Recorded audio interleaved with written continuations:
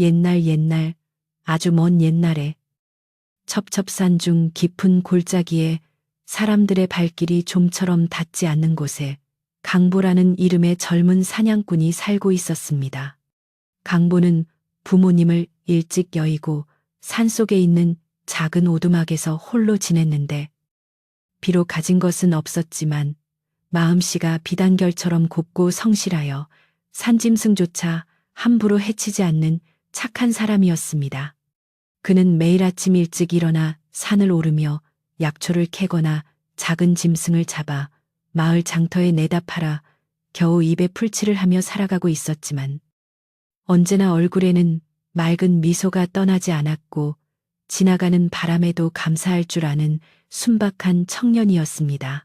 어느 해 겨울, 유난히도 눈이 많이 내리고 매서운 바람이 산골짜기를 휘감아 도는 혹독한 추위가 찾아왔는데 마을 사람들은 문을 걸어 잠그고 방 안에서 꼼짝도 하지 않을 정도였습니다. 강보가 사는 오두막은 낡고 허름하여 황소바람이 숭숭 들어왔지만 그는 책감을 구하기 위해 눈보라를 뚫고 산으로 향해야만 했으니 그의 삶이 얼마나 고단했는지 짐작할 수 있습니다. 무릎까지 푹푹 빠지는 눈길을 헤치며 강보는 익숙한 산길을 올랐지만 온 세상이 하얗게 덮여 있어 어디가 길이고 어디가 낭떠러지인지 구분하기조차 힘든 위험한 상황이 계속되었습니다. 하늘은 잿빛 구름으로 뒤덮여 금방이라도 더 큰 눈을 퍼부을 듯 낮게 내려앉아 있었고 앙상한 나뭇가지들은 바람에 부대끼며 기괴한 울음소리를 내고 있었습니다. 강보는 낡은 가죽신을 단단히 동여매고 손을 호호 불어가며 산중턱까지 올라갔으나 짐승들은 모두 깊은 굴 속으로 숨어버렸는지 그림자조차 보이지 않아 그의 마음을 더욱 춥게 만들었습니다. 빈손으로 돌아가면 며칠을 굶어야 할지 모르는 상황이었기에 강보는 조금 더 깊은 골짜기인 검은 바위 쪽으로 발걸음을 옮기기로 큰 결심을 하였습니다. 검은 바위 골짜기는 평소에도 험하기로 소문난 곳이라 노련한 사냥꾼들도 꺼리는 곳이었지만 강보에게는 선택의 여지가 없었기에 조심스럽게 발을 내디뎠습니다. 눈발은 점점 거세져 앞을 분간하기 힘들 정도로 시야를 가렸고 차가운 공기가 폐부 깊숙이 들어와 숨을 쉴 때마다 가슴이 시려왔습니다. 그러다 문득 강보의 눈에 하얀 눈밭 위에 쓰러져 있는 희미한 형체가 들어왔는데 처음에는 눈 덮인 바위나 쓰러진 나무 토막인 줄 알았으나 가까이 다가갈수록 사람의 형상과 비슷해 보여 가슴이 철렁 내려앉았습니다. 강보가 서둘러 그 형체 곁으로 달려가 눈을 치워보니 놀랍게도 얇은 소복 차림의 젊은 여인이 눈 속에 파묻혀 정신을 잃고 쓰러져 있는 것이 아니겠습니까? 여인의 얼굴은 핏기 하나 없이 창백하여 마치 얼음 조각처럼 보였고 입술은 파랗게 질려 있어 이미 숨이 끊어진 것은 아닌가 하는 불길한 생각이 들 정도였습니다. 이 깊은 산중까지 그것도 이 엄동설안에 여인의 몸으로 어찌 홀로 올라왔는지 알 수 없었으나 강보는 무엇보다 사람을 살려야 한다는 생각에 지체 없이 자신의 두꺼운 털옷을 벗어 여인을 감쌌습니다. 여인의 몸은 차가운 돌덩이처럼 굳어 있었고 가녀린 숨결만이 간신히 붙어 있어 생사를 오가는 위급한 상황임이 분명해 보였습니다. 강보는 사냥 도구를 챙길 겨를도 없이 여인을 둘러엎고 산을 내려오기 시작했는데 자신의 몸 하나 가누기도 힘든 눈길에서 사람을 업고 내려오는 일은 그야말로 목숨을 건 고행이었습니다. 하지만 강보는 등 뒤에서 느껴지는 여인의 미약한 온기를 지키기 위해 이를 악물고 눈보라를 헤쳐나갔으며 혹시라도 자신이 미끄러져 여인이 다칠까봐 한 걸음 한 걸음을 신중하게 내디뎠습니다. 산길을 내려오는 동안 눈보라는 더욱 거세게 몰아쳐 강보의 뺨을 사정없이 때렸고 발밑은 미끄러운 얼음판이라 몇 번이나 넘어질 뻔한 위기를 겪어야 했습니다. 강보는 정신 차리세요. 조금만 참으면 따뜻한 곳이 나옵니다. 라고 끊임없이 말을 걸며 여인의 의식을 깨우려 노력했고, 동시에 자신에게도 포기하지 말라고 주문을 걸었습니다. 그의 등은 식은땀으로 젖어들었지만 겉옷을 여인에게 덮어주었기에 살을 내는 추위가 뼛속까지 파고들었으나 오직 생명을 구하겠다는 일념 하나로 고통을 잊은 채 걸었습니다. 한참을 헤매다 드디어 저 멀리 익숙한 오두막의 지붕이 보이기 시작하자 강보는 안도감에 다리가 풀릴 뻔했으나 마지막 힘을 짜내어 마당으로 들어섰습니다. 오두막 문을 열고 들어가자 냉기가 감도는 방 안이 그들을 맞이했지만 강보는 여인을 아랫목에 조심스럽게 눕히고 서둘러 아궁이에 불을 지피기 시작했습니다. 젖은 나무라 연기가 매캐하게 피어올랐지만 강보는 눈물을 훔쳐가며 부채질을 멈추지 않았고 이내 타닥타닥 소리를 내며 붉은 불꽃이 살아나 방 안을 훈훈하게 데우기 시작했습니다. 방바닥에 온기가 돌기 시작하자 강보는 여인의 꽁꽁 언 손발을 자신의 거친 손으로 주무르며 혈액순환이 되도록 정성껏 간호했습니다. 솥에 물을 끓여 따뜻한 수건을 만들어 여인의 얼어붙은 얼굴과 손을 닦아주니 창백했던 여인의 볼에 아주 희미하게 남아 홍조가 돌아오는 듯하여 강보는 그제야 긴 숨을 내쉬었습니다. 그는 자신이 먹으려고 아껴두었던 말린 산나물과 쌀 한 줌을 꺼내어 정성스럽게 죽을 쑤기 시작했는데 보글보글 끓는 죽 냄새가 방 안에 퍼지자 적막했던 오두막에 사람 사는 온기가 감도는 듯 했습니다. 여인은 밤이 깊도록 깨어나지 않았고 밖에서는 늑대들의 울음소리가 바람소리에 섞여 들려왔지만 강보는 뜬 눈으로 밤을 새우며 여인의 곁을 지켰습니다. 그는 호롱불 아래서 여인의 얼굴을 자세히 보게 되었는데 산골 마을에서는 볼 수 없는 고운 자태와 기품이 서려 있어 혹시 하늘에서 내려온 선녀가 아닐까 하는 엉뚱한 상상을 하기도 했습니다. 그러나 여인의 해진 옷자락과 상처투성이인 손을 보며 그녀에게 말 못할 깊은 사연이 있음을 짐작하고 깨어나면 아무것도 묻지 않고 편히 쉬게 해주리라 마음먹었습니다. 새벽녘이 되어 닭이 대를 치는 소리가 멀리서 들려올 즈음 여인의 눈꺼풀이 파르르 떨리더니 가늘게 신음소리를 내며 힘겹게 눈을 떴습니다. 강보는 반가운 마음에 얼른 다가가 정신이 드십니까? 여기가 어딘지 알아보시겠습니까? 라고 조용히 물으며 여인을 안심시키려 애썼습니다. 여인은 낯선 천장과 투박한 사냥꾼의 얼굴을 보고 잠시 놀란 듯 몸을 움츠렸으나 이내 강보의 선한 눈빛과 따뜻한 아랫목의 온기를 느끼고는 경계심을 풀고 안도의 한숨을 내쉬었습니다. 여인은 목이 마른지 입술을 달싹거렸고 강보는 미리 식혀둔 미지근한 물을 표주박에 담아 여인의 입가에 조심스럽게 가져다 대었습니다. 물 한 모금을 넘긴 여인은 그제야 살 것 같다는 듯이 쉰 목소리로 살려주셔서 감사합니다라고 작게 속삭였는데 그 목소리가 마치 봄바람에 흔들리는 은방울꽃 소리처럼 맑고 고왔습니다. 강보는 쑥스러운 마음에 뒷머리를 긁적이며 산속에 쓰러져 계시기에 업고 왔을 뿐입니다. 몸이 많이 상하신 것 같으니 푹 쉬셔야 합니다라고 투박하게 대답했습니다.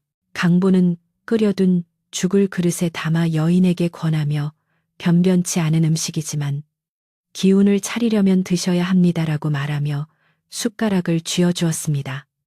여인은 손이 떨려 숟가락을 제대로 잡지 못했고 강보는 조심스럽게 여인을 부축하여 죽을 한 숟가락씩 떠먹여 주었는데 그 모습이 마치 오랫동안 함께 살아온 오누이처럼 자연스러워 보였습니다.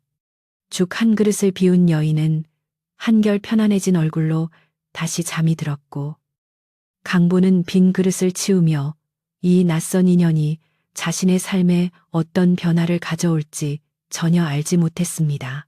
다음 날 아침 눈보라가 그치고 햇살이 눈부시게 비치는 맑은 날이 찾아왔는데 강보의 오두막 주변은 온통 새하얀 눈 세상이 되어 눈이 부실 정도로 아름다웠습니다.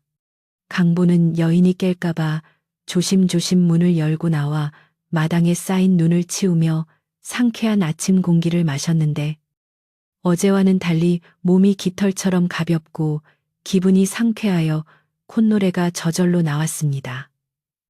그는 창고에 있던 마른 장작을 덮에서 쌓아두고 여인이 몸을 추스르면 입을 수 있도록 돌아가신 어머니가 남겨두었던 헌 옷가지를 찾아 햇볕에 널어 말렸습니다. 해가 중천에 떴을 때 여인이 밖으로 인기척을 내며 문을 열고 나왔는데 비록 남루한 옷차림이었지만 햇살 아래 서 있는 그녀의 모습은 눈부시게 아름다워 강보는 잠시 넋을 잃고 바라보았습니다. 여인은 강보에게 정중하게 고개를 숙이며 은인 덕분에 목숨을 건졌습니다. 갈 곳 없는 저를 거두어 주신다면 은혜는 잊지 않겠습니다.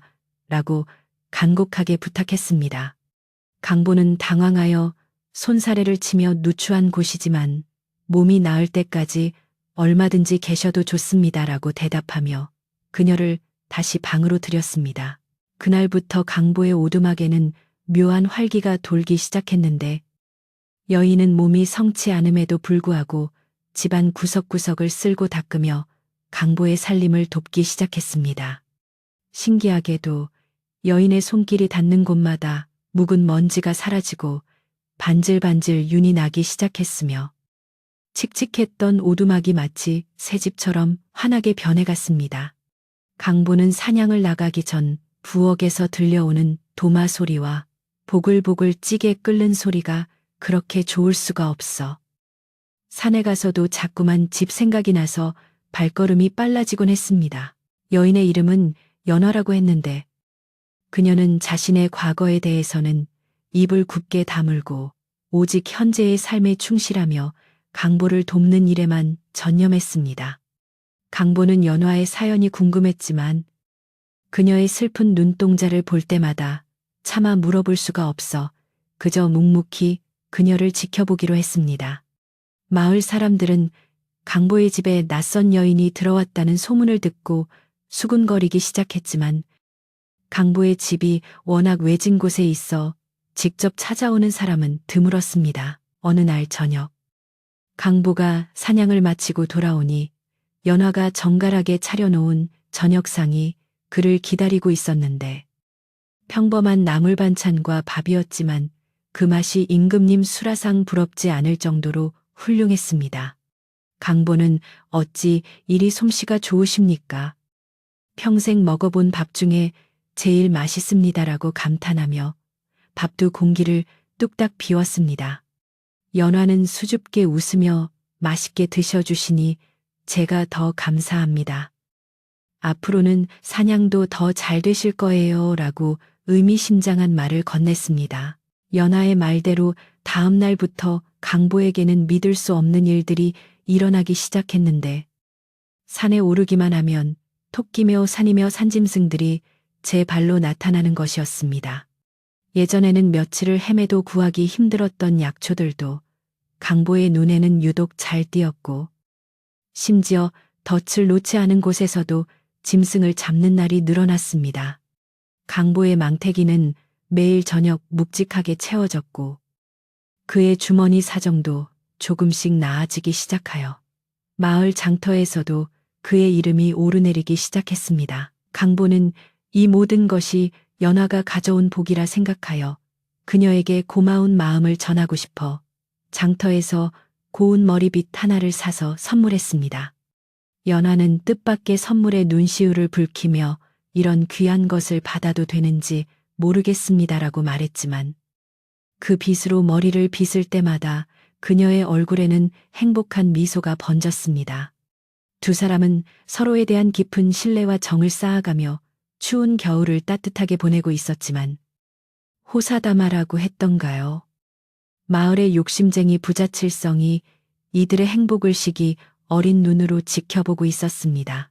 칠성은 마을에서 제일 가는 부자이면서도 남의 것을 탐내는 욕심이 끝이 없는 위인이었는데 최근 가난뱅이 사냥꾼 강보가 질 좋은 가죽과 약초를 많이 내다 판다는 소문을 듣고 배가 아파 견딜 수가 없었습니다. 그는 하인들을 시켜 강보의 뒷조사를 하라고 시켰고, 강보의 집에 절세 미인이 숨어 살고 있다는 사실을 알게 되자 음흉한 미소를 지으며 무언가 꾸미기 시작했습니다.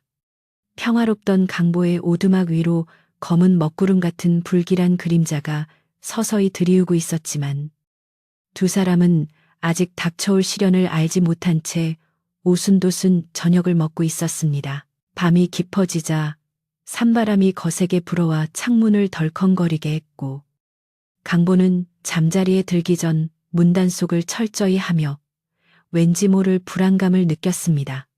연아 역시 무언가 감지한 듯 바느질하던 손을 멈추고 밖을 응시했는데 그녀의 눈빛에는 두려움과 결연함이 동시에 스쳐 지나갔습니다. 과연 칠성의 탐욕은 이 작은 오두막의 평화를 어떻게 깨뜨리게 될지, 그리고 강보와 연화는 이 위기를 어떻게 헤쳐나갈지.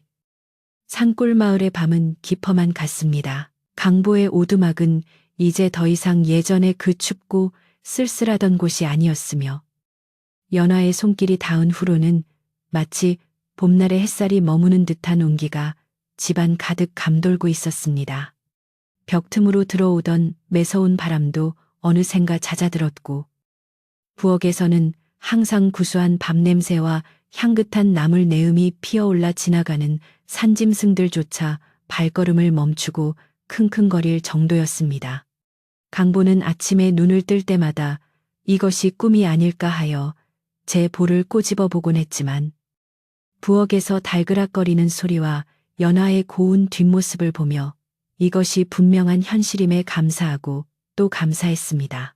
연화가 온 뒤로 강보의 사냥 실력은 그야말로 신들린 듯 좋아졌는데, 예전에는 하루 종일 산을 헤매도 빈손으로 돌아오는 날이 허다했으나 이제는 나갔다 하면 묵직한 사냥감을 어깨에 메고 돌아왔습니다. 겨울잠을 자러 들어갔던 곰이 잡히기도 하고 귀하디 귀한 담비가 덫에 걸리기도 하는 등 베테랑 사냥꾼들도 평생 한 번 겪을까 말까 한 행운이 매일같이 이어졌습니다. 강보는 이 모든 것이 연화가 가져다 준 복이라고 굳게 믿었기에 좋은 가죽이나 맛있는 고기가 생기면 제일 먼저 연화에게 보여주며 어린아이처럼 기뻐했습니다. 장터에 나가는 날이면 강보의 지게는 언제나 최고급 가죽과 약초로 가득 차 있었고, 상인들은 서로 먼저 물건을 사겠다고 아우성을 치는 진풍경이 벌어지곤 했습니다.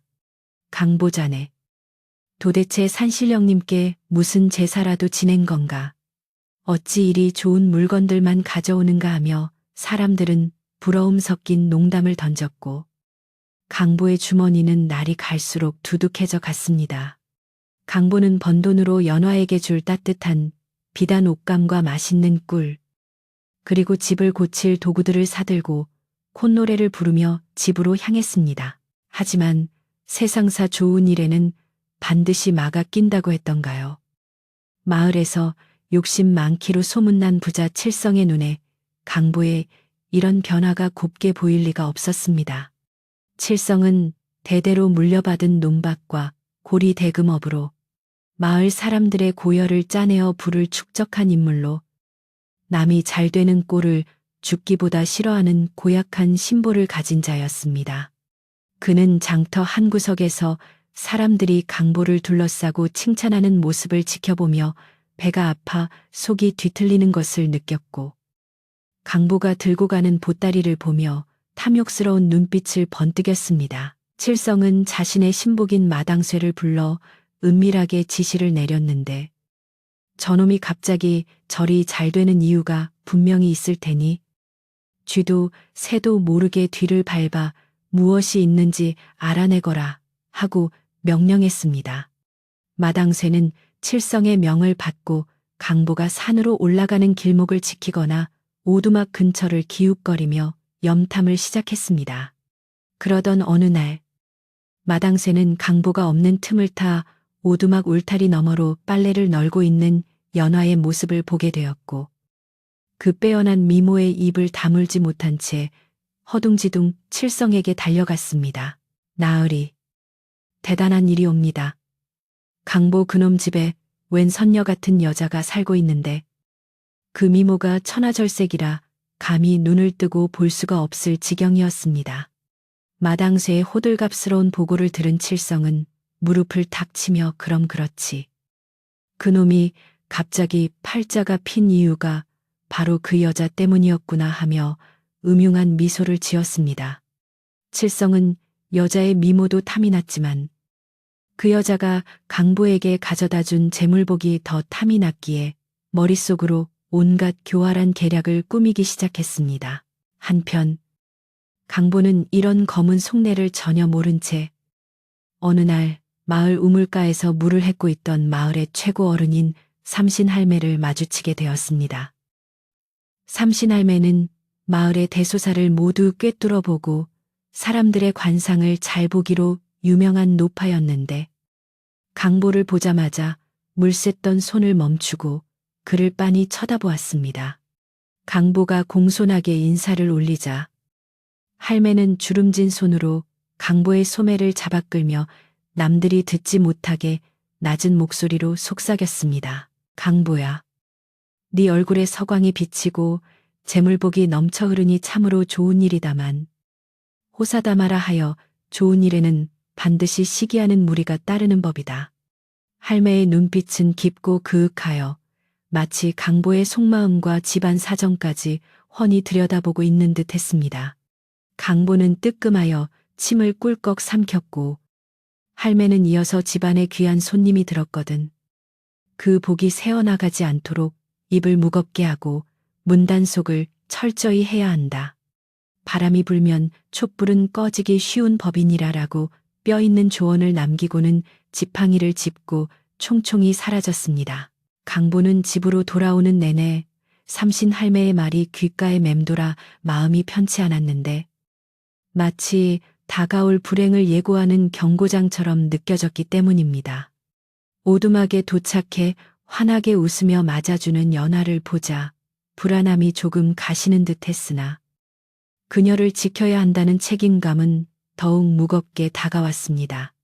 강보는 연화에게 요즘 마을 분위기가 심상치 않으니 당분간은 밖으로 나오지 말고 집 안에만 계시는 게 좋겠습니다라고 당부했고 연화는 말없이 고개를 끄덕이며 강보의 걱정스러운 눈빛을 읽어내었습니다. 그 무렵 칠성은 마을 사랑방과 주막을 돌아다니며 강보와 연화에 대한 고약한 소문을 퍼뜨리기 시작했는데 그 내용이 터무니없고 악랄하기 그지없었습니다. 강보네 집에 들어온 여자는 사람이 아니라 천년 묵은 여우 요괴라더라. 그 요괴가 강보의 정기를 빨아먹고 대신 재물을 주는 것인데 결국 강보는 비명 횡사할 것이다라는 식의 헛소문이었습니다. 처음에는 반신반의하던 마을 사람들도 칠성이 워낙 그럴듯하게 말을 지어내고 강보의 갑작스러운 성공을 질투하던 터라 점차 그 말을 믿기 시작했습니다. 소문은 발없는 말이 되어 천리를 간다고. 며칠 지나지 않아 온 마을 사람들이 강보를 볼 때마다 수군거리고 피하기 시작했습니다. 장터에 나가도 사람들은 강보의 물건을 사기를 꺼려했고 아이들은 강보를 보면 여우욕의 남편이다 하고 놀리며 도망치기 일쑤였습니다. 강보는 억울하고 분해서 가슴을 쳤지만 어디 가서 하소연할 곳도 없어 속으로만 끙끙 앓으며 애써 태연한 척 연화 앞에서는 내색하지 않으려 노력했습니다. 어느 날 저녁 칠성은 동네 건달 몇 명을 데리고 술을 마시며 강보의 집을 어떻게 털어먹을지 모의를 하고 있었습니다. 그 여자가 보통 여자가 아니라면 분명 값비싼 보물을 가지고 있을 게야. 우리가 가서 요괴를 퇴치한다는 명분으로 집을 뒤지면 그만 아니겠느냐. 칠성의 말에 건달들은 낄낄거리며 맞장구를 쳤고 그들의 탐욕스러운 웃음소리가 밤하늘에 울려 퍼졌습니다. 칠성은 강보가 꼼짝 못하게 만들 확실한 구실을 만들기 위해 관아에 아는 관리에게 뇌물을 써서 거짓 고발을 할 준비까지 마친 상태였습니다. 강보는 마을 사람들의 냉대와 따가운 시선 속에서도 묵묵히 자신의 일을 하며 연화를 지키려 했으나 상황은 점점 악화되어 갔습니다. 어느 날 밤 누군가 강보의 오두막 마당에 돌을 던지고 도망가는 일이 발생했고 다음 날 아침에는 울타리에 죽은 까마귀가 매달려 있는 끔찍한 일까지 벌어졌습니다. 이것은 명백히 누군가가 강보와 연화를 위협하고 있다는 신호였으며 강보는 더 이상 가만히 있을 수 없다는 것을 직감하게 되었습니다. 연화는 밤마다 잠을 이루지 못하고 뒤척이는 강보의 등을 토닥이며 저 때문에 겪지 않아도 될 고초를 겪으시는 것 같아 마음이 아픕니다라고 슬픈 목소리로 말했습니다. 강보는 연화의 손을 꼭 잡으며 무슨 소리입니까? 당신은 내 생명의 은인이고 복덩이입니다. 누가 뭐래도 내가 당신을 지킬 것이니 걱정하지 마십시오. 라고 굳은 맹세를 했습니다. 하지만 강보의 마음 한구석에는 과연 자신이 저 거대한 칠성의 힘과 마을 사람들의 오해를 감당할 수 있을지 두려움이 싹트고 있었습니다.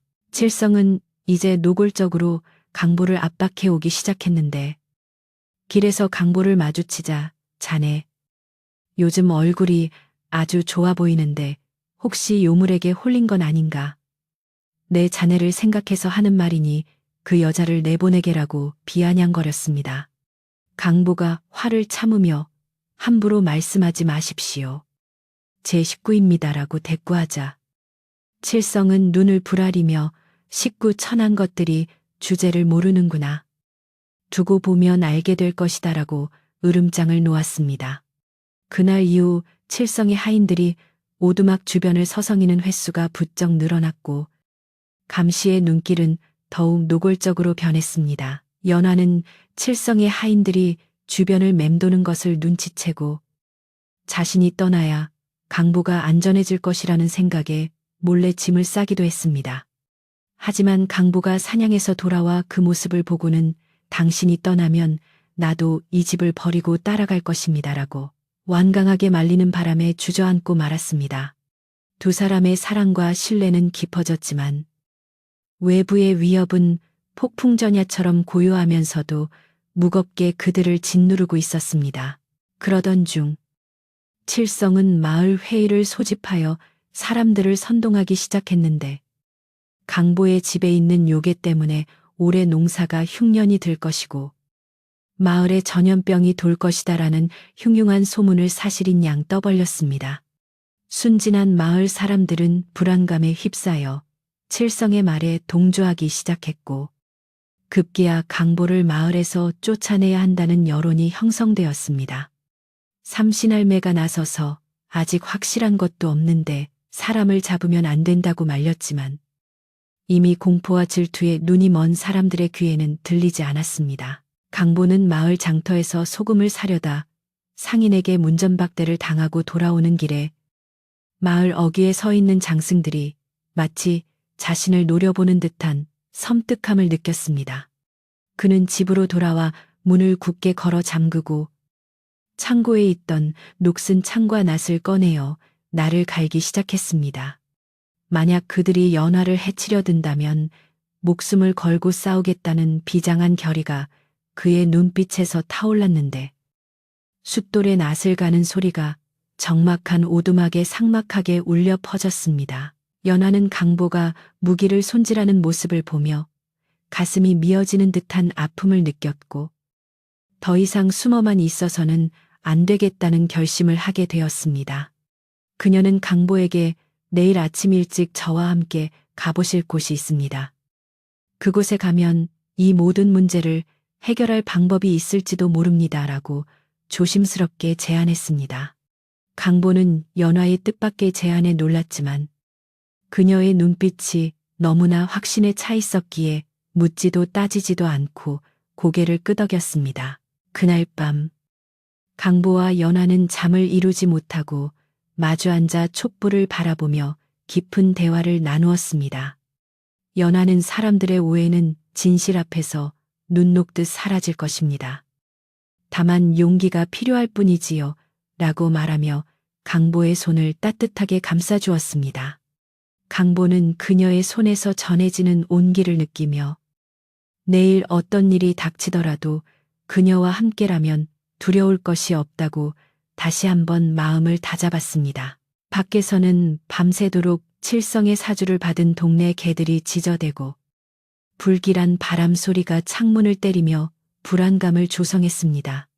하지만 오두막 안에 두 사람은 서로를 의지하며 폭풍우가 몰아치기 전에 고요함 속에서 서로의 존재를 확인하고 있었습니다.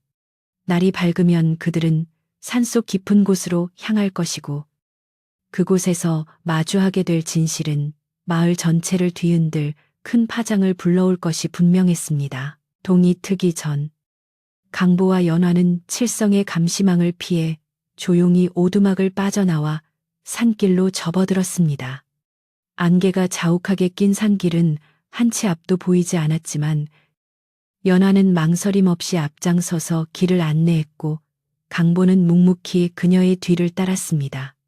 그들이 향하는 곳은 강보조차 한 번도 가보지 못한 험준한 바위, 절벽 너머의 미지의 공간이었는데 과연 그곳에는 무엇이 기다리고 있을지 아무도 알 수 없었습니다.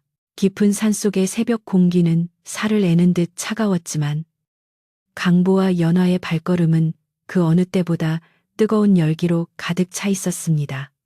두 사람이 향하는 곳은 사람이 다니는 길이 아닌 산짐승들조차 다니기를 꺼려하는 험한 바위 절벽 너머의 미지의 영역이었습니다. 안개가 자욱하게 깔려 한 치 앞도 분간하기 힘든 상황이었지만 연화는 마치 보이지 않는 길을 보는 사람처럼 망설임 없이 앞장서서 나아갔고 강보는 그런 그녀의 뒤를 따르며 신비로움과 경이로움을 동시에 느꼈습니다. 평소에는 연약해 보이기만 하던 연화가 산을 타는 솜씨가 예사롭지 않아 강보는 그녀가 정말로 산신령의 딸이거나 특별한 존재일지도 모른다는 생각을 다시금 하게 되었습니다. 한참을 오르다 보니 어느새 구름보다 높은 곳에 다다랐고 발 아래로는 하얀 운해가 바다처럼 펼쳐져 있어 마치 신선이 사는 세상에 온 듯한 착각을 불러일으켰습니다.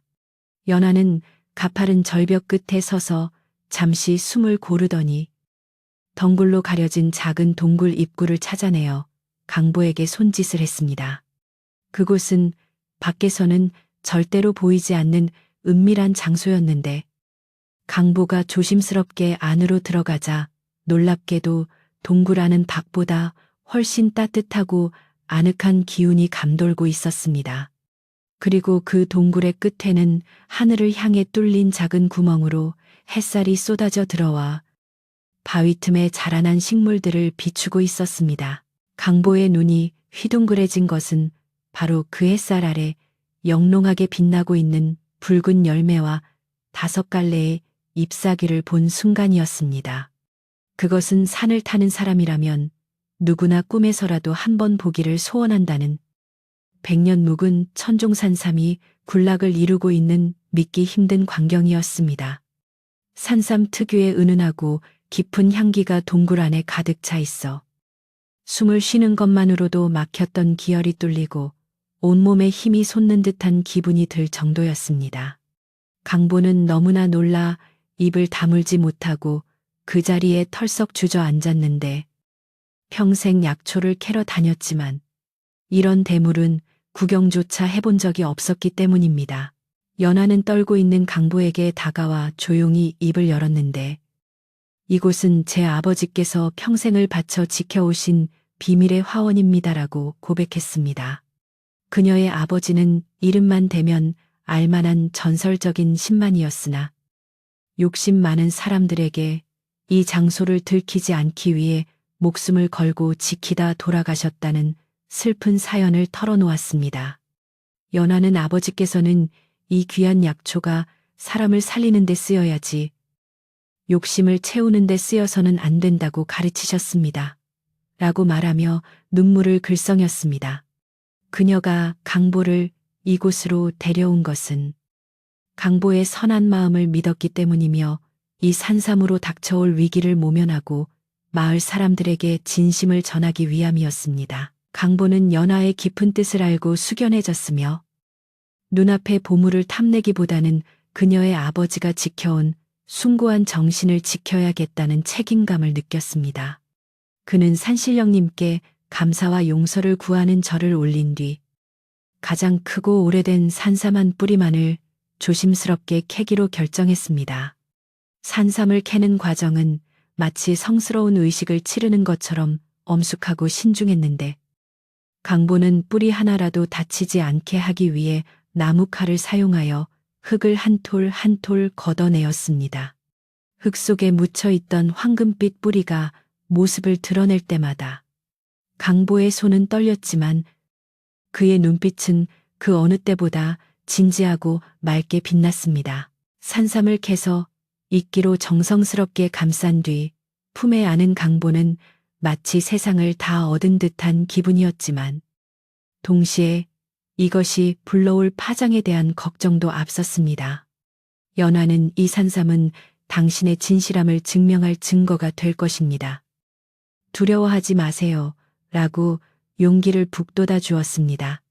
두 사람은 다시 덩굴을 덮어 동굴 입구를 완벽하게 가린 뒤 가벼운 발걸음으로 산을 내려오기 시작했습니다. 내려오는 길은 올라갈 때보다 훨씬 수월했으나 산 아래 마을에서 기다리고 있을 칠성과 사람들의 시선을 생각하면 마음이 무거워지는 것은 어쩔 수 없었습니다. 하지만 운명은 얄깨게도 강보와 연화가 산을 내려오는 모습을 지켜보고 있는 검은 그림자가 있었으니 바로 칠성의 신복 마당쇠였습니다. 마당쇠는 며칠 전부터 강보의 뒤를 밟으라는 칠성의 명을 받고 산속에 숨어 잠복하고 있었는데 두 사람이 은밀한 곳에서 무언가를 소중하게 품고 내려오는 것을 목격한 것이었습니다. 마당쇠는 비록 산삼을 직접 보지는 못했지만 강보의 표정과 조심스러운 몸짓에서 그것이 예사 물건이 아님을 직감적으로 알아채고는 쾌재를 부르며 칠성에게 보고하기 위해 산을 뛰어내려갔습니다. 칠성의 기와집 사랑방에서는 칠성이 마당쇠의 보고를 듣고 탐욕에 눈이 멀어 광기 어린 웃음을 터뜨리고 있었습니다. 뭐라고 그놈이 산 깊은 곳에서 보물을 캐왔다고. 그건 분명 내 땅에 속한 산에서 훔친 것이나 다름없다. 칠성은 억지 논리를 펴며 강보가 가져온 것이 무엇이든 자신의 것으로 만들겠다는 야욕을 불태웠습니다. 그는 즉시 하인들을 불러 모아 몽둥이와 밧줄을 준비시키고 마을 사람들을 선동할 작전을 짰습니다. 강보가 산신령의 노여움을 살 짓을 저질러 마을의 재앙을 불러올 물건을 훔쳐왔다고 소문을 퍼뜨리기로 한 것입니다. 강보와 연화가 오두막에 도착했을 때 이미 마을 분위기는 심상치 않게 돌아가고 있었는데 사람들이 삼삼오오 모여 웅성거리며 강보의 집 쪽을 힐끔거리는 것이 보였습니다. 강보는 서둘러 방으로 들어가 산삼을 안전한 곳에 숨겨두고 연화에게 아무래도 놈들이 눈치를 챈 것 같습니다. 단단히 마음을 먹어야겠습니다라고 말했습니다.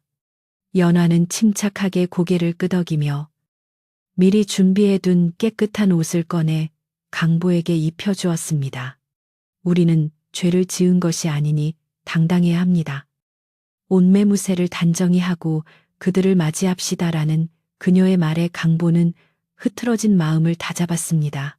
얼마 지나지 않아 칠성이 이끄는 한 무리의 사람들이 횃불과 몽둥이를 들고 강보의 오두막 마당으로 들이닥쳤습니다.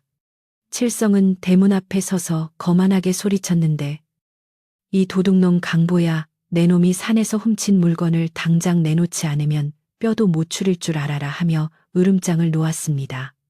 마을 사람들은 칠성의 뒤에 서서 불안한 눈빛으로 강보를 바라보았고 개들은 사납게 지저대어 공포 분위기를 조성했습니다. 강보는 문을 열고 나가 칠성과 정면으로 마주섰는데 그의 눈빛에는 예전의 주눅든 모습은 사라지고 결연한 의지가 서려 있었습니다. 칠성 어르신, 제가 무엇을 훔쳤다는 말씀입니까? 산은 주인이 없는 것이고, 산이 주는 선물은 마음이 깨끗한 자에게만 보이는 법입니다. 강보가 또박또박 대꾸하자 칠성은 얼굴이 불그락 푸르락해져서 펄쩍 뛰었습니다. 내 놈이 감히 말대꾸를 해. 네가 들어간 그 골짜기는 우리 조상님들이 대대로 모셔온 신성한 곳이다. 거기서 나온 것은 모두 내 것이다. 칠성은 말도 안 되는 억지를 부리며 하인들에게 강보를 끌어내라고 손짓했습니다. 하인들이 주춤주춤 다가오자 강보는 품에서 보자기를 꺼내어 높이 들었습니다. 물러서시오. 이것이 무엇인지 알고나 덤비는 것이오. 강보의 외침에 하인들은 멈칫했고 칠성도 호기심과 탐욕이 섞인 눈으로 보자기를 주시했습니다. 강보는 아직 보자기를 풀지 않은 채 마을 사람들을 향해 큰 소리로 외쳤습니다. 어르신들, 제가 이 마을에서 나고 자라면서 남의 물건에 손을 댄 적이 있습니까? 저 칠성의 말만 믿고 저를 도둑으로 모시겠습니까? 마을 사람들 중 몇몇은 강보의 성실함을 알기에 고개를 숙이거나 웅성거렸지만 칠성의 위세에 눌려 섣불리 나서지는 못했습니다. 그때 방 안에 있던 연화가 조용히 걸어나와 강보의 곁에 섰는데 그녀의 등장은 마치 어둠 속에 달이 뜬 것처럼 주위를 환하게 만들었습니다. 연화는 차분하고 위험 있는 목소리로 이 물건은 하늘이 내린 영약입니다. 욕심 많은 자의 손에 들어가면 독이 되지만 선한 자의 손에 들어가면 사람을 살리는 약이 됩니다라고 말했습니다. 칠성은 연화의 미모에 잠시 넋을 잃었으나 곧 정신을 차리고 저 요물이 혓바닥을 놀리는구나. 저 계집부터 당장 끌어내라고 소리쳤습니다. 상황은 일촉즉발의 위기로 치달았고 폭력 사태가 벌어지기 직전이었습니다. 바로 그때 마을 어귀에서 지팡이 짚는 소리가 들리더니 삼신할매가 마을 청년들의 부축을 받으며 나타났습니다. 다들 멈추거라. 밤중에 웬 소란들이냐. 할매의 카랑카랑한 목소리에 사람들은 홍해 갈라지듯 길을 비켜주었습니다. 삼신할매는 칠성을 준엄하게 꾸짖으며 내 욕심이 하늘을 찌르더니 이제는 죄 없는 사람을 잡으려 하는구나. 산신령이 두렵지도 않느냐라고 호통을 쳤습니다. 칠성은 할매 앞에서는 꼼짝 못하는 심호흡을 했지만 속으로는 늙은이가 끼어들어 일을 망친다며 이를 갈았습니다. 삼신할매는 강보에게 다가와 온화한 눈빛으로 강보야. 네가 품고 있는 것을 보여다오. 그것이 정말 네가 말한 대로 하늘이 준 선물인지 내가 보겠다라고 청했습니다. 강보는 떨리는 손으로 보자기를 조심스럽게 풀었는데 그 순간 칠흑 같은 어둠 속에서 은은한 황금빛 광채가 뿜어져 나와 주위에 있던 사람들의 탄성을 자아냈습니다. 사람 모양을 완벽하게 갖춘 천종산삼의 자태는 보는 사람으로 하여금 저절로 고개를 숙이게 만들 만큼 신비롭고 영험해 보였습니다. 사람들은 아이고, 저건 산신령님이 주신 게 분명해라며 웅성거리기 시작했습니다. 칠성은 그 광경을 보고 눈이 뒤집혀 저건 내 거야. 내가 캤어야 할 내 산삼이야 하며 이성을 잃고 달려들려 했습니다. 하지만 삼신할매가 지팡이로 땅을 쿵 내리찍으며 네 이놈 천벌을 받고 싶으냐. 저 산삼은 주인을 알아보고 나타난 것이다.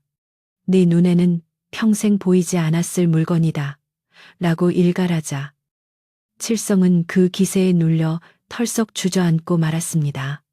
그러나 칠성의 눈빛은 여전히 포기를 모르는 독사처럼 번들거리고 있었으니 그는 아직 마지막 발악을 준비하고 있었습니다. 강보는 사람들의 반응을 보며 용기를 얻었고 이 기회를 통해 모든 진실을 밝히고 칠성의 횡포를 끝내야겠다고 결심했습니다. 그는 산삼을 다시 조심스럽게 갈무리한 뒤 마을 사람들에게 호소했습니다. 저는 이 귀한 약초를 저 혼자 잘 먹고 잘 살기 위해 캔 것이 아닙니다. 이것을 관아에 바쳐 우리 마을의 세금을 감면받고 가난한 이웃들을 돕는 데 쓰고 싶습니다. 강보의 뜻밖의 선언에 마을 사람들은 큰 충격을 받았고 여기저기서 감탄과 부끄러움의 탄식이 흘러나왔습니다. 자신들은 강보를 의심하고 배척했건만 강보는 마을 전체를 생각하고 있었기 때문입니다. 하지만 칠성은 이대로 물러날 위인이 아니었습니다. 그는 비열한 웃음을 흘리며 말은 번지르르하게 하는구나. 관아에 바치겠다고 네가 중간에 가로챌지 누가 아느냐. 그리고 저 여자의 정체도 아직 밝혀지지 않았다. 저 여자는 도망친 죄인일지도 모른다라며 다시금 의혹을 제기했습니다. 칠성은 관아의 포졸들을 부를 생각이었고 뇌물로 매수한 관리가 오면 산삼을 압수하고 강보를 옥에 가둘 수 있다고 계산한 것입니다. 분위기는 다시 술렁거리기 시작했고 강보와 연화는 또다시 벼랑 끝에 몰린 심정이 되었습니다. 연화는 강보의 소매를 꽉 잡으며 나지막이 속삭였습니다. 이제 피할 곳이 없습니다. 내일 날이 밝으면 관아의 사또 앞에서 모든 것을 명백히 밝혀야 합니다. 제가 가진 증표가 있으니 걱정 마십시오. 강보는 연화의 눈을 바라보며 무언의 끄덕임으로 답했습니다. 그들은 이 밤이 지나면 더 큰 폭풍우가 몰아칠 것을 예감했지만 동시에 그 폭풍우 뒤에는 맑은 하늘이 기다리고 있을 것이라는 희망을 놓지 않았습니다. 칠성의 탐욕과 강보의 진심이 정면으로 충돌하는 내일의 재판이 그들을 기다리고 있었습니다.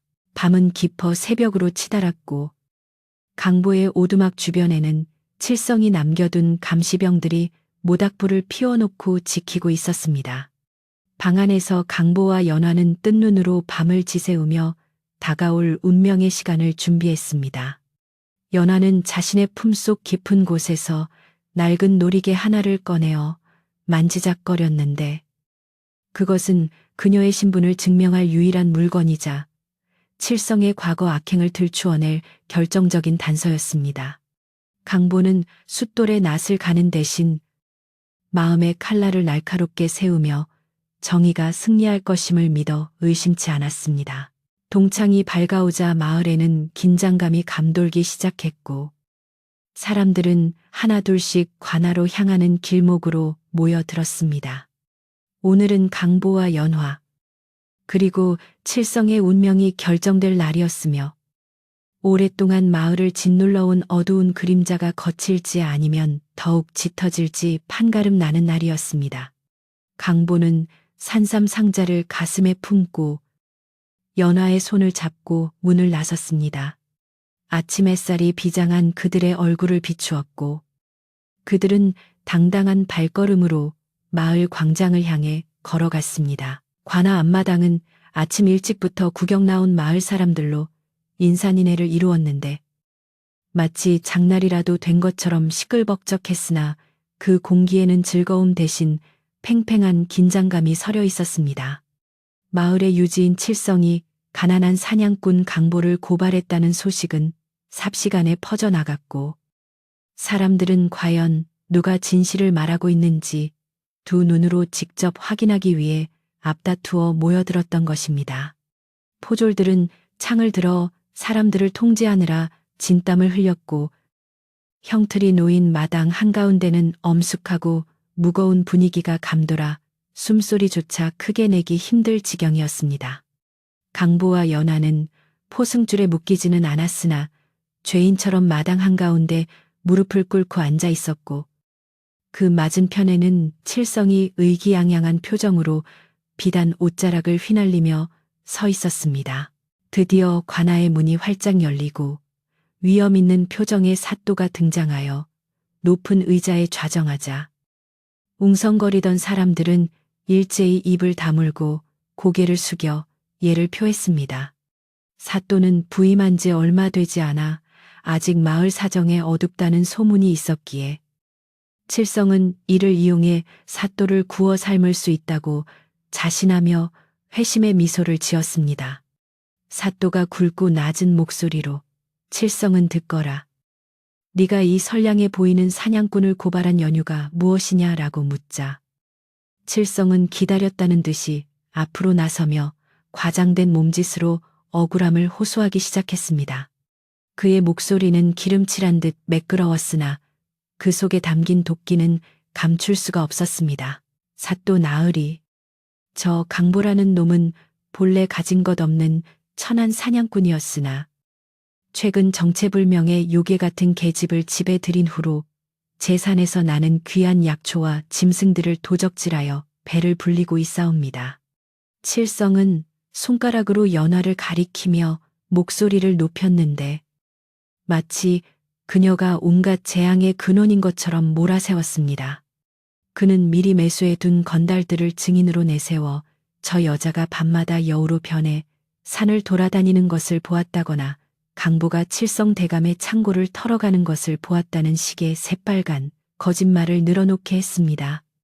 마을 사람들은 그 그럴듯한 거짓 증언에 술렁거리며 강보를 의심의 눈초리로 바라보았습니다. 사또는 칠성의 말을 듣고 잠시 생각에 잠긴 듯 수염을 쓰다듬다가 시선을 강보에게 돌려 너는 이 말에 대해 할 말이 있느냐? 네가 정말로 남의 산에서 도적질을 하고 요물을 숨겨주고 있는 것이냐라고 엄하게 물었습니다.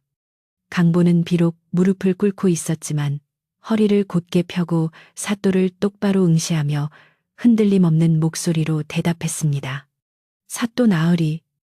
천지신명께 맹세코 저는 남의 물건에 손을 댄 적이 없으며 제 곁에 있는 이 여인은 요물이 아니라 죽어가던 생명을 제가 거둔 귀한 사람일 뿐입니다. 강보의 목소리에는 진실만이 가질 수 있는 울림이 있어 듣는 이들의 가슴을 파고들었습니다. 강보는 품에 소중히 안고 있던 산삼 상자를 조심스럽게 꺼내어 사또 앞에 탁자 위에 올려놓으며 말을 이었습니다. 칠성 어르신은 이것이 자신의 산에서 훔친 것이라 주장하지만 이 산삼은 사람이 오를 수 없는 절벽 너머 구름 닿는 곳에서 자란 천종 산삼이옵니다. 주인이 따로 있는 밭에서 캔 것이 아니니 도적질이라 할 수 없습니다. 사또가 눈짓을 하자 이방이 상자를 열었고 그 순간 어제 동굴에서 보았던 그 신비롭고 은은한 황금빛 광채와 깊은 향기가 관아 전체에 퍼져나갔습니다. 구경하던 사람들은 아이고 세상에 저런 물건은 난생 처음 보네 하며 감탄을 금치 못했고 사또 역시 놀라움에 몸을 앞으로 기울였습니다. 칠성은 상황이 자신에게 불리하게 돌아가는 것을 느끼고 당황하여 소리를 질렀습니다. 저것 보십시오. 저런 귀한 물건이 가난한 사냥꾼 놈 손에 들어갈 리가 없지 않습니까? 분명 요술을 부린 것입니다. 당장 저놈들을 옥에 가두고 물건을 압수해야 합니다. 칠성은 흥분하여 사또 앞으로 뛰어들려 했으나 포졸들에게 제지당했고 그의 추한 탐욕은 만천하에 드러나고 있었습니다. 사또는 칠성의 무례한 행동에 눈살을 찌푸리며 조용히 하라, 아직 판결이 나지 않았다. 라고 호통을 쳐 좌중을 압도했습니다. 그때 침묵을 지키고 있던 연화가 조용히 일어나 사또를 향해 정중하게 절을 올렸는데 그녀의 기품 있는 자태는 남루한 옷차림으로도 가려지지 않았습니다. 사또 나으리. 소녀가 한 말씀 올려도 되겠습니까? 그녀의 목소리는 맑고 청아하여 소란스럽던 마당을 일순간에 고요하게 만들었습니다. 사또가 고개를 끄덕여 허락하자 연화는 품속에서 낡은 비단 주머니를 꺼내어 그 안에 들어있던 옥으로 만든 놀이개를 사또에게 바쳤습니다. 그 놀이개에는 붉은 술이 달려 있었고 가운데에는 십장색 문양이 정교하게 조각되어 있어 한눈에 봐도 예사 물건이 아님을 알 수 있었습니다. 사또는 놀이개를 받아들고 이리저리 살펴보더니 갑자기 안색이 변하며 자리에서 벌떡 일어났습니다. 이것은 전설적인 신만이었던 박달옹의 집안에서 대대로 내려오던 물건이 아니냐. 내 어릴 적 그분에 대한 이야기를 들은 적이 있다. 네가 혹시 그분의 혈육이란 말이냐? 사또의 떨리는 목소리에 좌중은 술렁거렸고 칠성의 얼굴은 사색이 되어 파랗게 질려갔습니다. 박다롱은 과거 임금님의 병을 고친 산삼을 캤던 명인으로 모든 신만이들과 사냥꾼들에게 존경받는 인물이었기 때문입니다. 연하는 눈가에 이슬이 맺힌 채 고개를 끄덕이며 그렇습니다. 제가 바로 박다롱의 무남동녀 연하입니다. 아버지는 평생을 정직하게 사셨으나 10년 전 누군가의 모함으로 억울하게 누명을 쓰고 화병으로 돌아가셨습니다. 라고 말하며 칠성을 날카롭게 노려보았습니다. 연화의 시선이 닿자 칠성은 마치 불에 데인 듯 흠칫 놀라 뒷걸음질 쳤습니다. 그때 아버지의 공을 가로채고 누명을 씌워 우리 집안을 풍비박산낸 사람이 바로 저기 서 있는 칠성입니다. 저는 아버지가 남기신 이 놀이개 하나만을 들고 도망쳐 목숨을 부지해 왔습니다. 연하의 충격적인 고백의 마당은 찬물을 끼얹은 듯 조용해졌습니다. 칠성은 아닙니다. 저 계집이 거짓말을 하고 있는 것입니다. 나는 모르는 일입니다. 라며 발버둥 쳤지만 이미 그의 흔들리는 눈빛과 식은땀이 모든 것을 말해주고 있었습니다. 사또는 놀이개를 꽉 쥐며 칠성을 향해 서리빨 같은 호통을 쳤습니다. 네 이놈 하늘이 무섭지 않으냐. 내 이미 한양에 있을 때 박다롱의 억울한 사연을 들어 알고 있었다. 그런데 그 원흉이 바로 내 놈이었다니. 사또는 즉시 포졸들에게 명령하여 칠성을 포박하고 무릎을 꿇리게 했습니다. 상황은 순식간에 역전되어 칠성은 고발자에서 죄인의 신세로 전락하고 말았습니다. 강보는 연화의 숨겨진 사연을 듣고 가슴이 먹먹해져 그녀의 손을 꼭 잡아주었습니다. 그동안 얼마나 외롭고 힘들었을지, 그리고 이 순간을 위해 얼마나 오랫동안 인내해 왔을지 짐작조차 할 수 없었기 때문입니다. 마을 사람들은 칠성의 악행에 치를 떨며 어쩐지 칠성이 놈이 갑자기 부자가 된 게 수상하더라니.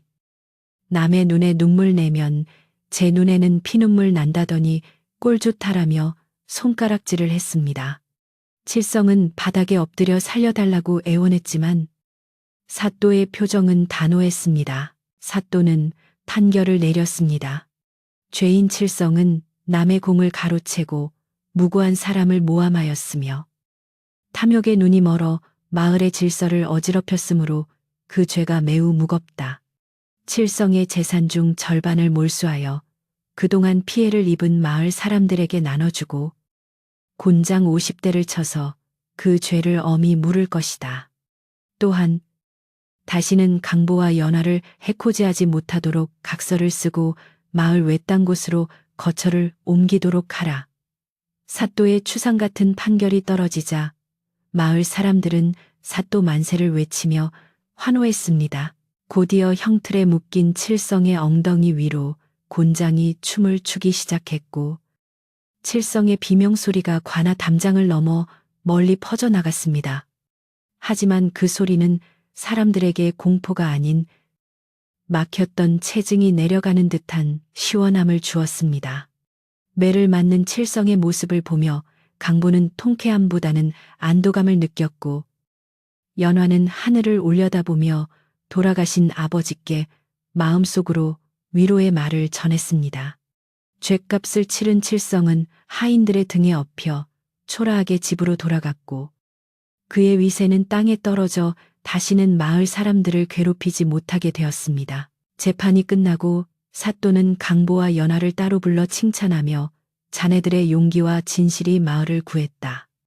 이 산삼은 나라에 진상하여 임금님께 자네들의 공을 알릴 것이니 앞으로도 서로 의지하며 잘 살도록 하라고 격려했습니다. 그리고 나라에서 하사하는 포상금과 비단을 내려주어 두 사람의 앞날을 축복해 주었습니다. 강보는 이 모든 것이 사또 나으리의 명판결 덕분입니다. 라고 겸손하게 절을 올렸고 연화 역시 깊은 감사를 표했습니다. 관할을 나서는 두 사람을 맞이한 것은 마을 사람들의 따뜻한 환대였습니다. 그동안 칠성의 꼬임에 넘어가 강보를 의심했던 사람들은 미안한 마음에 고개를 들지 못하고 다가와 사과했습니다. 강보야, 우리가 정말 미안하네. 칠성 그놈 말만 믿고 자네를 오해했어. 마을의 촌장 어른이 대표로 사과하자 강보는 환하게 웃으며 아닙니다. 오해가 풀렸으니 되었습니다. 우리는 다 같은 이웃 아닙니까? 라고 대범하게 받아주었습니다.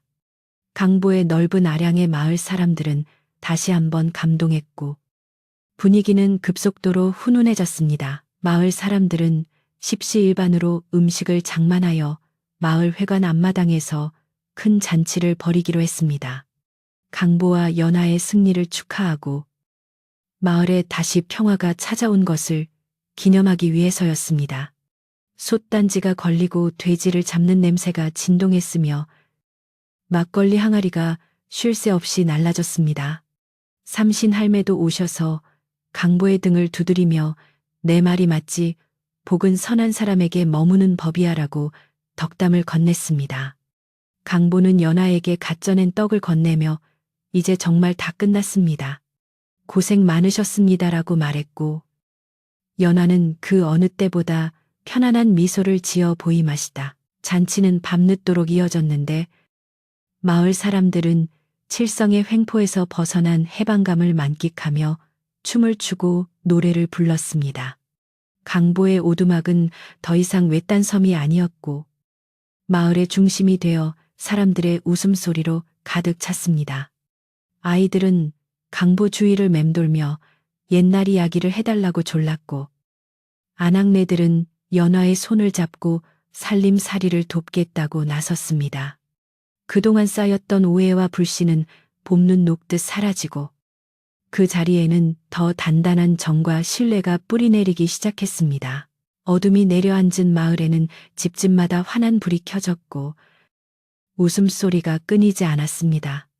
강보와 연하는 사람들 틈에 섞여 막걸리 잔을 기울이며 지나간 고난들이 주마등처럼 스쳐 지나가는 것을 느꼈습니다.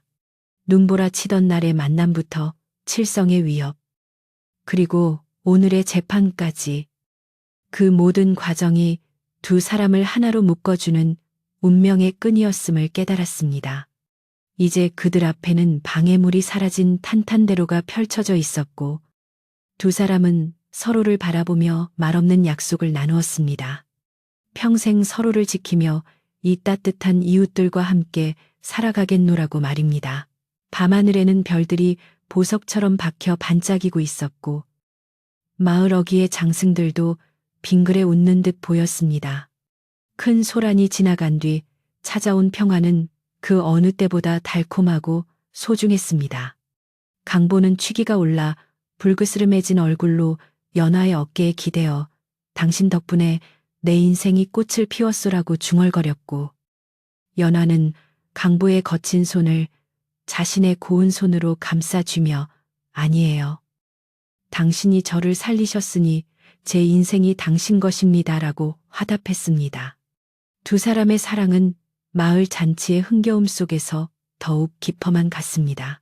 잔치가 파하고 사람들이 하나둘 집으로 돌아갈 때쯤 강보와 연하도 오두막으로 돌아왔습니다. 텅 비어있던 오두막은 마을 사람들이 가져다 준 선물과 음식들로 가득 차 있었고 냉기 대신 사람들의 온기가 남아 훈훈했습니다. 두 사람은 마주 보고 앉아 긴 하루를 정리하며 안도의 한숨을 내쉬었습니다. 이제 내일부터는 누구의 눈치도 보지 않고 마음껏 사랑하고 일하며 살 수 있다는 사실이 꿈만 같았습니다. 강보는 창문을 열고 밤 공기를 들이마시며 저 멀리 보이는 산을 향해 깊은 감사의 인사를 올렸습니다.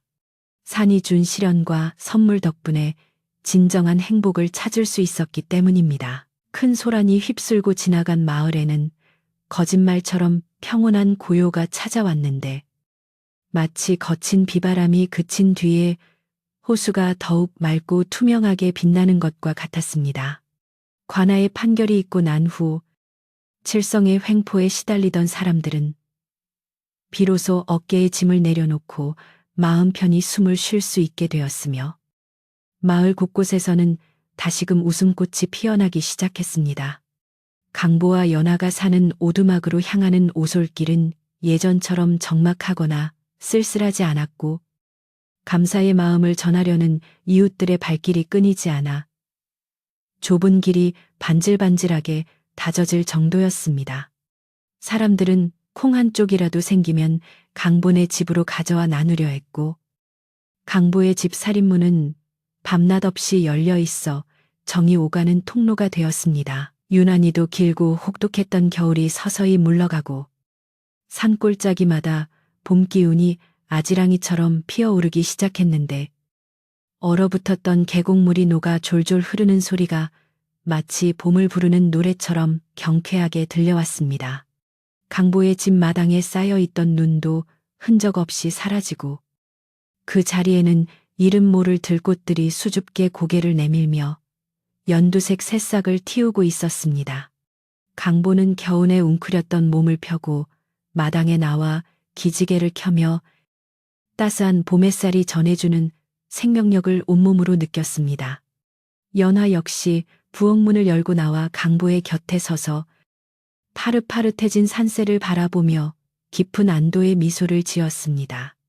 두 사람의 얼굴에는 지난 겨울의 그늘은 찾아볼 수 없었고 오직 희망과 행복만이 가득 차 있었습니다. 마을 사람들은 강보와 연화가 정식으로 부부의 연을 맺을 수 있도록 발벗고 나섰는데 누가 먼저랄 것도 없이 혼례 준비를 돕겠다며 팔을 걷어붙였습니다. 촌장 어른은 마을 회관을 혼례식장으로 내어주었고 아낙네들은 장롱 깊숙이 아껴두었던 고운 천을 꺼내어 연화의 혼례복을 짓느라 밤새 바느질을 했습니다. 강보 역시 마을 장정들의 도움을 받아 오두막을 튼튼하게 보수하고 연화가 편안하게 지낼 수 있도록 방을 넓히고 부엌을 새로 단장했습니다. 뚝딱뚝딱 망치질 소리와 톱질 소리가 온 산에 울려 퍼졌지만 그 소리는 소음이 아니라 마을의 새로운 출발을 알리는 희망찬 행진곡과도 같았습니다. 드디어 혼례날이 밝아오자 마을은 아침부터 잔칫집 분위기로 들썩거렸는데 청사초롱이 집집마다 내걸리고 풍물패에 흥겨운 가락이 온 동네를 휘감았습니다. 강보는 사모간대를 차려입고 늠름한 신랑의 자태를 뽐냈으며 연지 곤지를 찍은 연화는 하늘에서 내려온 선녀보다 더 아름다운 신부가 되어 사람들의 탄성을 자아냈습니다. 두 사람은 마을 사람들 앞에서 서로에게 평생을 헌신하겠다고 맹세하며 정화수 한 그릇을 앞에 두고 맞절을 올렸습니다. 비록 화려한 예물은 없었지만 그 어떤 왕우장상의 혼례보다도 진실하고 축복받은 결혼식이었습니다. 삼신 할매는 두 사람의 손을 포개어 잡고 검은 머리가 팥뿌리가 될 때까지 서로 아끼고 사랑하며 살 거라라고 덕담을 건네며 눈시울을 붉혔습니다. 결혼식이 끝나고 강보와 연화는 정식으로 부부가 되어 한 지붕 아래에서 살아가게 되었는데 그들의 신혼 생활은 소박하지만 꿀처럼 달콤했습니다. 강보는 매일 아침 일찍 일어나 산으로 향했지만 이제는 무리하게 사냥을 하지 않고 필요한 만큼만 자연에서 얻어오는 지혜를 발휘했습니다. 그는 덫에 걸린 어린 짐승은 놓아주고 임신한 짐승은 피하며 산신령이 허락한 것만을 감사히 가져왔습니다. 연화는 집 주변 텃밭을 일구어 온갖 채소와 약초를 심었는데 그녀의 정성 어린 손길 덕분에 텃밭은 금세 풍성한 수확을 안겨주는 보물창고가 되었습니다. 부부의 금실이 어찌나 좋은지 마을 사람들 사이에서는 강본의 부부처럼만 살면 세상에 걱정할 일이 없겠다라는 말이 유행처럼 번질 정도였습니다. 강보가 산에서 내려올 때면 연화는 항상 마을 어귀까지 마중을 나갔고 강보는 그런 연화의 손을 잡고 도란도란 이야기를 나누며 집으로 돌아왔습니다. 그들의 다정한 모습은 보는 이들의 마음까지 훈훈하게 만들었으며 마을의 젊은이들에게는 부러움의 대상이 되었습니다.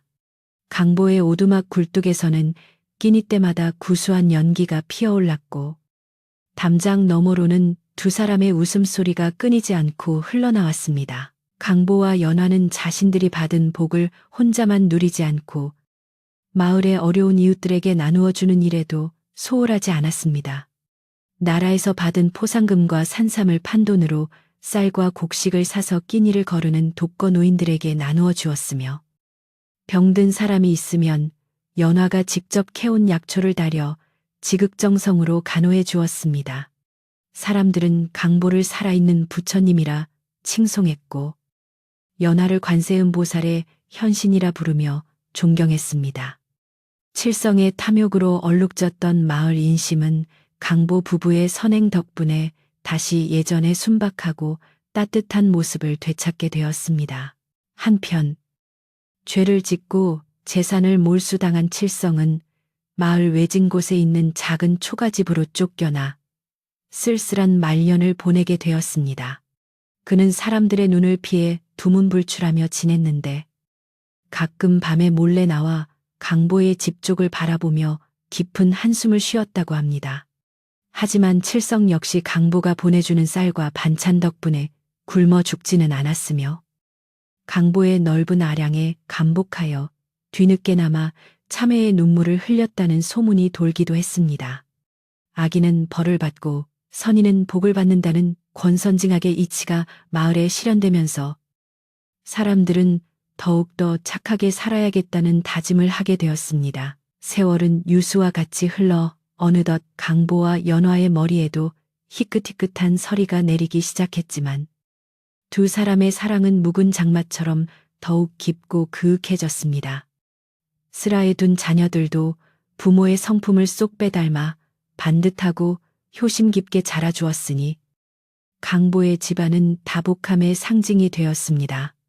강보는 이제 늙어서 더 이상 높은 산을 오르지 못하게 되었지만 대신 마을 사랑방에 앉아 젊은이들에게 사냥 기술과 산을 대하는 법을 가르쳐주며 존경받는 어른으로 자리 잡았습니다.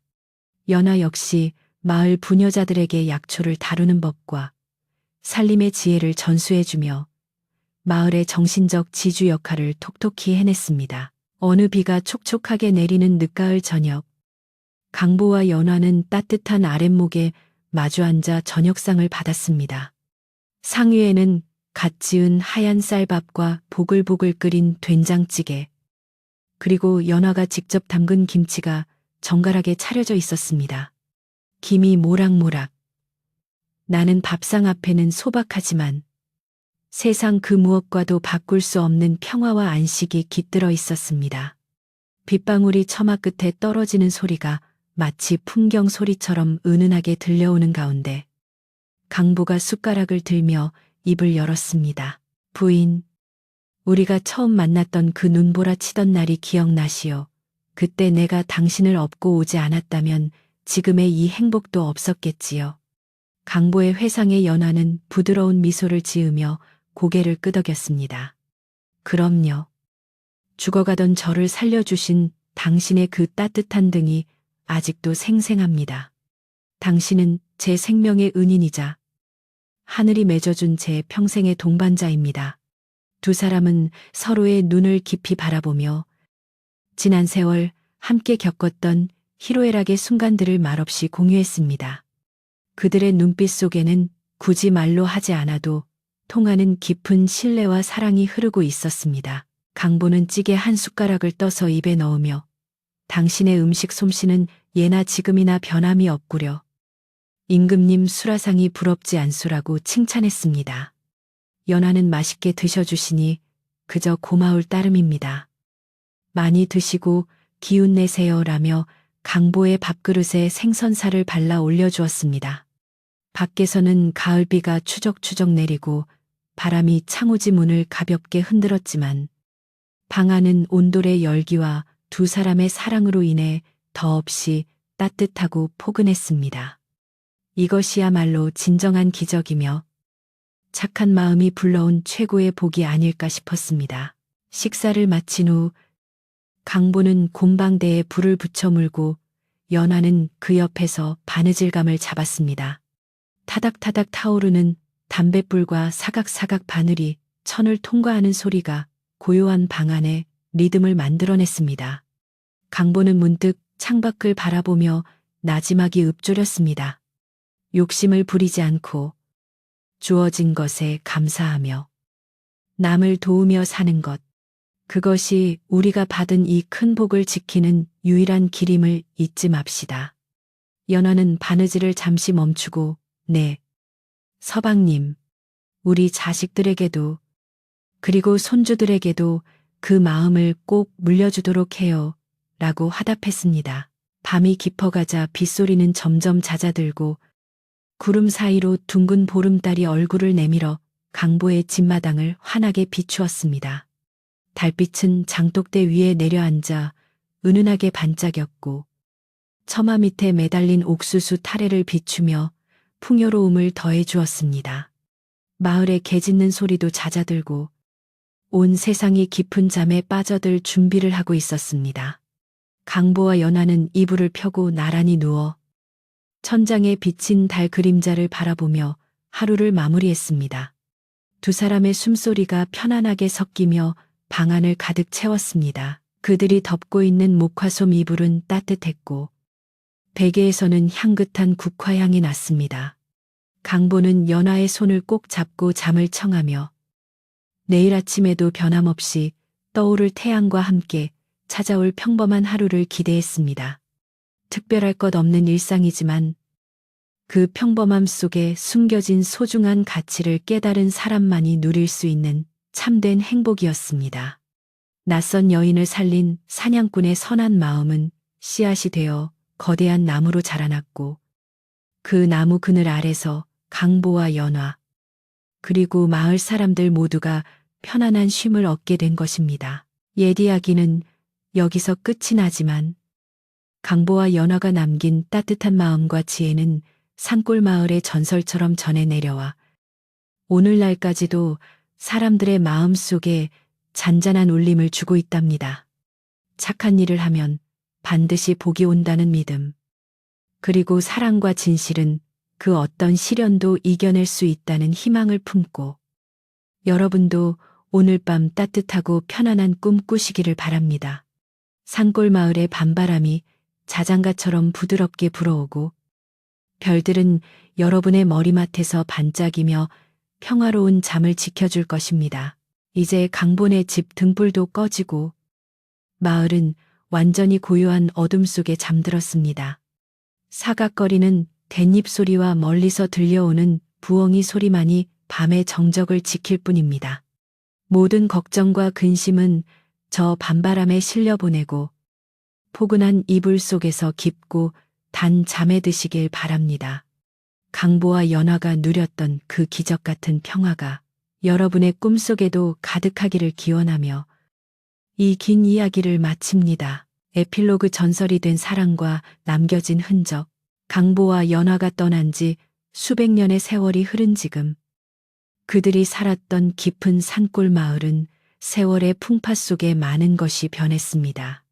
하지만 마을 어귀에는 두 사람이 신혼 때 심었다고 전해지는 커다란 은행나무 한 그루가 마을을 지키는 수호신처럼 웅장하게 서 있는데 가을이 되면 온 세상이 황금빛으로 물들 만큼 크고 아름다운 잎을 피워냅니다.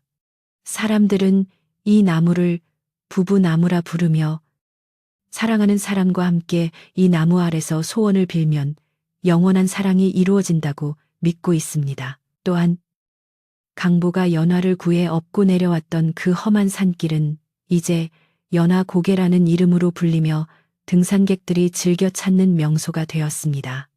비록 호랑이가 나오던 옛날의 험한 산세는 많이 부드러워졌지만 겨울에 눈이 내리면 여전히 신비롭고 고요한 풍경을 자아내어 지나는 이들의 발길을 멈추게 합니다.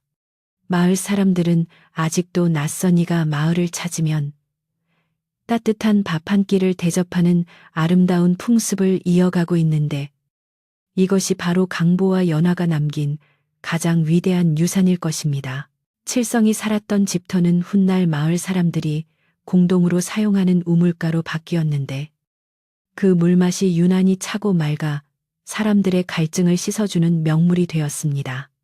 욕심쟁이의 집터가 가장 맑은 물을 내는 곳으로 바뀐 것은 나쁜 마음을 씻어내고 맑은 마음으로 살라는 하늘의 뜻이 아니었을까요? 마을 노인들은 여름날 평상에 앉아 부채질을 하며 아이들에게 이 우물에 얽힌 칠성의 이야기를 들려주며 권선징악의 교훈을 가르치곤 합니다. 이야기 속에 산삼밭이 있던 동굴은 아무도 찾지 못해 전설로만 남았지만 가끔 신만이들 사이에서는 비바람이 몰아치는 날이면 산 정상 부근에서 황금빛 서광이 비친다는 신비한 목격담이 들려오곤 합니다. 사람들은 그것이 연화의 아버지인 박다롱의 영혼이 아직도 그곳을 지키고 있기 때문이라고 수군거리지만 진실은 저 높은 산과 흐르는 구름만이 알고 있을 것입니다. 어쩌면 욕심 없는 자가 나타나기를 기다리며 산삼들이 깊은 잠을 자고 있는 것일지도 모릅니다. 오늘 밤 여러분에게 들려드린 이 이야기가 단순히 옛날 이야기로만 남지 않고 여러분의 마음속에 작은 온기로 남아 고단한 하루를 위로하는 따뜻한 불씨가 되었으면 좋겠습니다. 세상이 아무리 각박하고 춥더라도 강보처럼 누군가에게 손을 내밀고 연화처럼 감사할 줄 아는 마음을 가진다면 우리네 삶에도 분명 기적 같은 봄날이 찾아올 것입니다. 이제 모든 걱정을 내려놓고 강보와 연화가 누렸던 그 평화로운 꿈속 세상으로 여행을 떠나보시길 바랍니다. 밤하늘의 별들이 여러분의 창가를 비추고 달님도 여러분의 고운 잠을 지켜주기 위해 환하게 미소 짓고 있습니다. 풀벌레 소리 자장가 삼아 바람 소리 이불 삼아 편안하고 깊은 잠 주무십시오. 내일 아침에는 이야기 속의 주인공들처럼 여러분에게도 기분 좋은 행운과 행복이 가득하기를 진심으로 기원합니다. 안녕히 주무십시오. 이야기 끝.